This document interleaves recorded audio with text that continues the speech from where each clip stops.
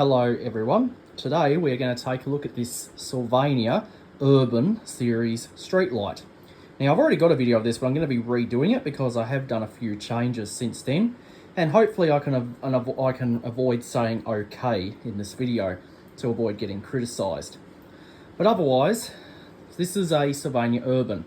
I think this was also known as the B2225. So this essentially was the successor to the B2224. Now, Sylvania bought this out because the design of it looks very similar to the Roadster, which was the Category V version. So this was a Category P streetlight. Though this was introduced, I think, in 2000. So when I was 1 year old. It's 1 year old, all right?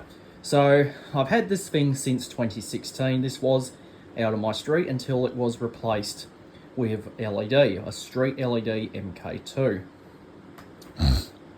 So these were being rolled out to replace the B2224s, okay, because Sylvania wanted to make the Category P version of their streetlights the same as the V version, so they introduced this. So it looks very similar to the Roadster, just a smaller version. Now, the one that I have here is an 80 watt mercury vapour. You could get it in high pressure sodium and metal halide lamp calibers. Now, later on they did introduce this in a CFL, a compact fluorescent lamp, 42 watt, as an eco option before LEDs were introduced. And the CFL versions of these were used on minor roads before LEDs took over. So this one here is HID, and it's the Sylvania Urban. Now, the design of this looks very similar to the Sylvania Roadster, just that it's smaller, and also it has the same kind of diffuser as what the Sylvania B Quad 2 had. So it's very similar. So the B Quad 2 had the lamp in a horizontal burn position or a vertical. This one here, it's in a horizontal burn position. The B2224 was a vertical B position. Now when you look at the bulb in there, it doesn't look very horizontal, it looks kind of diagonal, but that's just the way it's designed. So I'll show you around. So this is the control gear is housed inside here. So the ballast is right there. Okay, I'll take this cover off to show you what's inside. Over here we have the photoelectric cell receptacle. This takes the D2 type PE cell, which is this right here. As you can see, it looks very similar to a fluorescent light starter, except it has this extra pin in the middle of it. Inside there you can see the receptacle, and there is a track in there because on the PE cell, there's this little notch here which lines up with that track, so you don't put this in the incorrect way. Because unlike fluorescent starters, these are not omnidirectional. All right, so that's that. Now these two screws here are what hold the ballast on. Now originally the ballast was riveted on for some reason, maybe because they just couldn't be bothered using a proper screw and nut. So I repainted this, so I had to drill them rivets out so I could reattach the ballast, and I used nuts and bolts to make it more easier. Okay, for some reason it would have been better if they had used these to begin with, because it would have been easier to replace the ballast. But they just decided to use rivets. And there are different holes here depending on the size of the ballast, because the wattages would vary. I think you could go up to a 100 watt mercury vapor in this particular fitting. So that's one of the differences. And also the difference with the B2224 series, I think the PE cell was on this side, as where on this one it's on this side, so they swapped it over a bit. In here you can see where your spigot arm goes. So you run your spigot arm through this hole, then you clamp it down with these two bolts, and that secures the fitting onto the pole. So over here we have our reflector, which is or lens, you could say. So this is the lens here, and this lens actually will fit on the B Quad 2, believe it or not. So they do interchange. The B Quad 2 did have the stainless steel clips just like these around it. So it does kind of bring back the design of the B Quad 2, just a more modern design. The reflector assembly here is made of die cast, as where this cover here is made of polypropylene plastic, and this is die cast. These covers here, they can break, believe it or not. Sometimes they go missing, but you could purchase them separately. Now, this fitting is obsolete now. Sylvania don't make this now because LED has taken over, but these are collectible. So to get to the globe, you need to undo these three stainless steel clips here, which are held on And this one here up the top is actually hinged on here, so the diffuser will stay put. So I'll just lift it up. And there's the diffuser opened up. So inside here we have the reflector assembly. We have our sticker right there, which apparently did get a bit of paint on it when I repainted it. The socket is held on with this metal plate here. This metal plate I think was originally riveted on, so I drilled the rivets out and replaced the rivets with screws just to make it easier. These screws here which hold these reflectors on are not original. I replaced these with marine grade stainless steel because they won't corrode. So essentially all the screws on this are not original. Now originally these stainless steel clips were riveted on for some reason, so I just drilled those rivets out and I replaced them with 2 M4 bolts. It's just easier that way because I had to remove these to repaint this chassis, so I had to drill the rivets out. Would have been better just to use bolts or screws rather than rivets, for in case one of these gets broken it's easier to replace it. I just don't know why they use rivets. Maybe someone knows. So this is the socket. It's an E27 screw socket, but you could get this with an E40 socket as well. So you can get an E40 socket. There are 2 different mounting positions because on the because this was available in an Aeroscreen diffuser, which was flat, and you couldn't have that bulb on the diagonal position because as you can see there, it protrudes out. So you could mount this in a different position so the bulb would not, so the bulb will be more horizontal than diagonal, so that way you could put that Aeroscreen diffuser on. Now the globe that's here is a genuine Sylvania 80 watt mercury vapour globe, so that's good. It's the same brand as the actual fitting, and it is used. So I believe the arc tube is blackened, but it still works very well.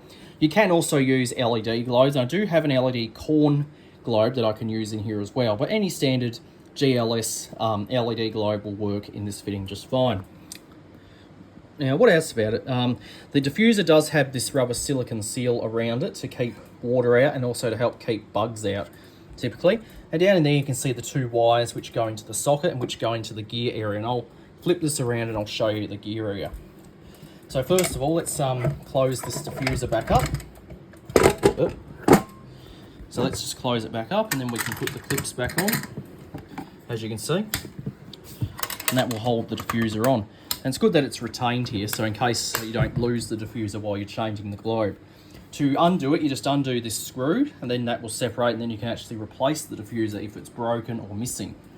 So to get into the gear area, unlike the B224, which you had to undo a bolt, this one here we just got to depress these crab claw, these claws that protrude through here, and those are what hold the cover on. So I'll undo them. So you just depress them with your 2 fingers, so no screwdriver needed, you just use your hands. Okay, so now they're undone. I can now turn this around. And now, we can lift this off and we can see what's inside. Now this does have a little bit of a tail on here. That's one thing to note about that. Very similar to what the Street LED MK3 has and very similar to what the Roadster has. So that just comes off like that. And there's your cover right there. It even says Urban on there. You could purchase this separately, so if it goes missing, not a problem, you could just buy it. So inside here, we have the control gear area. So we have our ballast right here, which is made by APCO. And this is the original ballast, I didn't replace it. We have our terminal block here. We also have the photocell receptacle. And of course we have the 2 wires which go into the socket, okay? The brown wire is the live, the blue wire is the neutral. On the PE cell receptacle, there is a red, which is live, black, which is neutral, and white, which is load, as you can see there. So that's pretty good. And the extra holes are so you can take a different size ballast. And there would be a way to get a starter or a capacitor in here if you have the high pressure sodium or metal halide gear in here. So you just you would put your starter, or probably the starter would probably fit here, or the capacitor would fit here, and then you could run metal halide or high pressure sodium. There's your terminal block, and that's held on with an M3 sized marine grade screw. These ones here are actually nickel plated. They're not stainless steel, but but nickel plate does protect from rust. And these bolts here are spigot bolts right here. I think these are an M8 sized thread. So you just basically, once you get your arm in, you tighten these up, and then the fitting stays on the arm. And here you can see the 2 M6 size screws which hold that plate for the globe. So not a lot in here, so quite an empty fitting, but if you have the high pressure sodium or the metal halide, you'll have more in here. You'll have a capacitor and a starter. So that's essentially all there is inside the urban. Now I'll put this back together and we'll fire it up. So to lock the cover back on, you put it on, then you just push these down, and then those claws will project out, and that will lock that cover on for the fitting, like that. Okay, let's turn it around. All right, so that's basically all there is to the fitting itself. Now there is another version of this which is called the Suburban. The Suburban is identical in design. The difference is that the diffuser is hinged here, and also the head is actually more rounded here, but otherwise it's the same thing, and I'll show you that in another video.